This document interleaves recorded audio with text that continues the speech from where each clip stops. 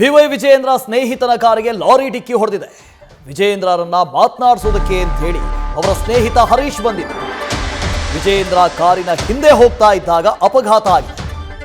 ಚಿಕ್ಕಮಗಳೂರಿನಿಂದ ವಾಪಸ್ ಹೋಗ್ತಾ ಇದ್ದಾಗ ಈ ಘಟನೆ ಆಗಿದೆ.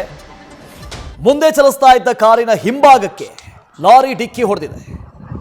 ಲಾರಿ ವಶಕ್ಕೆ ಪಡೆಯಲಾಗಿದೆ. ಚಾಲಕನ ವಿರುದ್ಧ ಪ್ರಕರಣ ದಾಖಲಾಗಿದೆ. ಚಿಕ್ಕಮಗಳೂರು ಗ್ರಾಮಾಂತರ ಠಾಣೆಯಲ್ಲಿ ಪ್ರಕರಣವೂ ಕೂಡ ದಾಖಲಾಗಿದೆ. ಬಿಜೆಪಿ ರಾಜ್ಯಾಧ್ಯಕ್ಷ ಬಿವೈ ವಿಜಯೇಂದ್ರ ಅವರ ಸ್ನೇಹಿತನ ಕಾರಿಗೆ ಲಾರಿಯೊಂದು ಡಿಕ್ಕಿ ಹೊಡೆದಿರೋದು ಆ ದೃಶ್ಯದಲ್ಲಿ ಗಮನಿಸ್ತಾ ಇದ್ದೀರಿ. ಕಾರಿನ ಹಿಂಬದಿಗೆ ರೈಟ್ ಸೈಡಿಗೆ ಲಾರಿಯೊಂದು ಬಂದು ಡಿಕ್ಕಿ ಹೊಡೆದಿದೆ.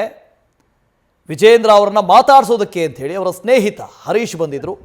ವಿಜಯೇಂದ್ರ ಕಾರಿನ ಹಿಂದೆ ಹೋಗ್ತಾ ಇದ್ರು, ಆಗ ಅಪಘಾತ ಆಗಿದೆ. ಮಹಾರುದ್ರ ಇದ್ರ ಬಗ್ಗೆ ಡೀಟೇಲ್ಸ್ ಕೊಡ್ತಾ ಹೋಗ್ತಾರೆ. ಮಹಾರುದ್ರ, ಎಲ್ಲಿ ನಡೆದಿರುವಂತಹ ಅಪಘಾತ ಇದು, ಹೇಗೆ ನಡೀತು ಅಂತ? ವಾಸುದೇವಿ, ಏನಂದ್ರೆ ಇವತ್ತು ಬಿಜೆಪಿ ರಾಜ್ಯಾಧ್ಯಕ್ಷ ವಿಜಯೇಂದ್ರ ಅವರು ಎಂದರೆ ಬಸವ ಪೀಠದ ಒಂದು ಕಾರ್ಯಕ್ರಮಕ್ಕೆ ಆಗಮಿಸಿದ್ರು. ಆ ಸಂದರ್ಭದಲ್ಲಿ ಕಾರ್ಯಕ್ರಮವನ್ನ ಯಶಸ್ವಿಯಾಗಿ ಮುಗಿಸಿ ಇನ್ನೇನು ಶಿವಮೊಗ್ಗಕ್ಕೆ ಹೊರಟಿದ್ರು.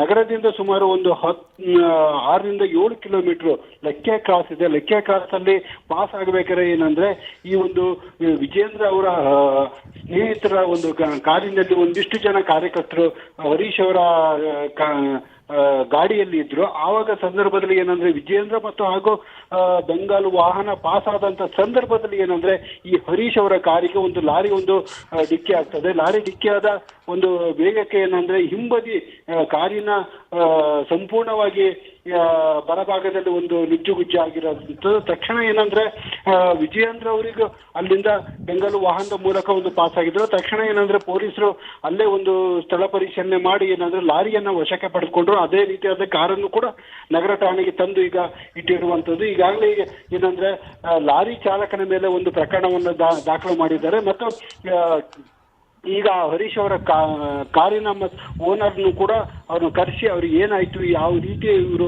ಬಂದು ಅಪಘಾತವನ್ನ ಮಾಡಿದ್ರು ಅಂತ ಹೇಳಿ ಒಂದು ತನಿಖೆಯನ್ನು ಕೂಡ ಕೈಗೊಂಡಿದ್ದಾರೆ. ಗ್ರಾಮಾಂತರ ಠಾಣೆಗೆ ಖುದ್ದು ಏನಂದ್ರೆ SP ವಿಕ್ರಮ್ ಅಮಟೆ ಅವರು ಭೇಟಿ ನೀಡಿ ಒಂದು ಪರಿಶೀಲನೆಯನ್ನ ನಡೆಸಿದ್ದಾರೆ. ವಾಸುದೇವ್.